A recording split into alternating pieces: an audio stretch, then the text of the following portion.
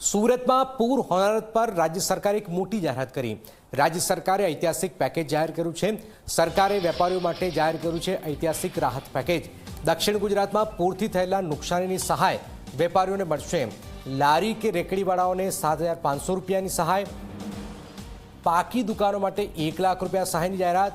50 ફૂટથી મોટી દુકાનો માટે 50,000ની સહાય। જીએસટી રિટર્ન ભર્યું હોય તેની મર્યાદા નથી। જીએસટી રિટર્ન ભર્યું હોય તેને પણ 1 લાખ સુધીની સહાય છે। 15 લાખથી વધુ ટર્નઓવર ધરાવતા વેપારીઓને 30 લાખની લોન મળશે। જેમને નુકસાન થયું છે તેમને લોન પણ અપાશે। વેપારીઓને 10 લાખ રૂપિયાનો પણ વ્યાજ સરકાર ભરશે। આ પેકેજ સહાયમાં જે કોઈ લારી કે રેકડી ચલાવતા હોય અને જેમને લારી કે રેકડીમાં નુકસાન થયું હોય એવા લોકોને 7500 રૂપિયાની સહાય કરવાનું નક્કી કરવામાં આવ્યું છે। જેની નાની કેબિન હોય 40 ફૂટ સુધીની એવા સૌ લોકોને 25,000 રૂપિયાની સહાય કરવાનો નિર્ણય લેવામાં આવ્યો છે।